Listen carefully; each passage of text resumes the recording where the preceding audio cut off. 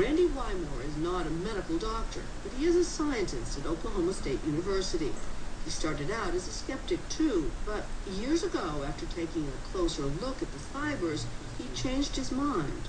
And he says other doctors might also, if only they would look. And the few that have seen patients often have never actually gotten down with either a handheld microscope or a dermatoscope and looked at the patient's skin to see these fibers. On the day we filmed this, Wymore's colleague, Dr. Rhonda Casey, examined that chronic sore on Drew's lip, which, after 5 years, still had not healed. Plain as day, definitely a fiber. There are fibers there, and I have never seen fibers in any other child's rash similar to this. Okay, come on in here, young ladies.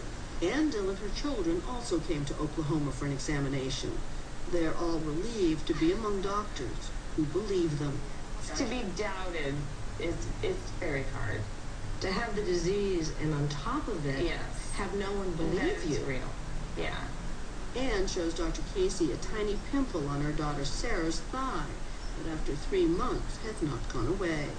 It's just a big wad of fibers bursting forth. Having lost so many close friends because they're scared to come over. And I don't blame them being scared to come over because it's hard for me to go to school and not know if I'm contagious or not. And when we come back, the search for answers.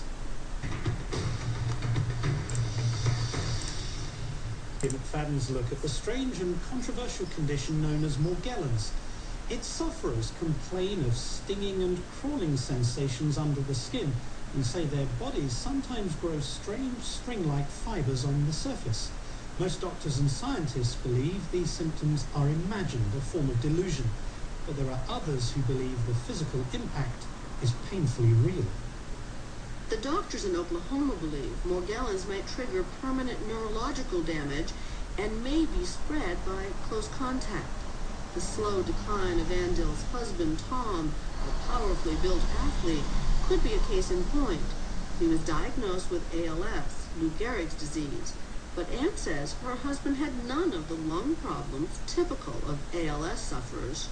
He still had complete lung function, no oxygen, swallowing fine. No, I don't think he died from ALS. Although Ann says she requested an autopsy, none was done. Tom's medical records were reviewed by Dr. Casey. Many of the symptoms were similar to ALS, but I believe it was the neurologic decline of Morgellons disease. Dr. Casey believes this rash is the real clue to Tom's death, though the doctors treating him never paid much attention to it. Red, bright red, yeah, under his arms and on his hands, and his whole head itched and behind his ears. Today, Ann worries that what happened to Tom is happening to her. As you sit here right now, how do you feel? My skin hurts, muscles hurt, to walk hurts. Some of them have physical neurologic findings you can see, such as foot drop, palsy, but every one of them have differing degrees of neurologic decline. One of these neurologic symptoms is brain fog, an inability to remember how to do simple tasks. I would agree with your assessment. It is definitely not a human hair. Dr. Wymore and his team are convinced that the fibers are at the center of the Morgellons mystery. Whether bacterial, viral, parasites, insects, fungal, none of those really explain how those fibers and the specks are forming. And so it's very difficult to wrap one's mind around this because there is no example of anything that's quite like this.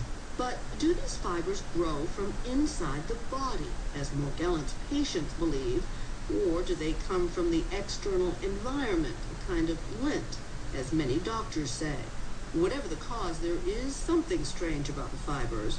Forensic scientist Ron Pogue at the Tulsa Police Crime Lab checked a Morgellons sample against the 100,000 known fibers in the FBI's national database. No match at all. So this is some strange stuff. Not cotton, not linen, not any known natural or synthetic fiber. This is lint. This is not a commercial fiber. It's not. Does that make you wonder whether in fact this might be a medical mystery? I don't know what that means, to be honest. It's certainly a unique fiber. It is a little mysterious, though. Of course it is. It's a big jump from finding a fiber and producing a disease. You certainly would agree that there's a lot of suffering going on. Absolutely. No question about it. Your heart goes out to people like this. Whole families who say they're suffering without knowing the cause or the cure, and until now have had little reason for hope. And we just lost our dad so unexpectedly, and we're scared we're going to lose our mom, too. Their mother has been praying that medical help will come in time. You okay? Look at pictures of us 4 years ago, and I don't even know who they are anymore.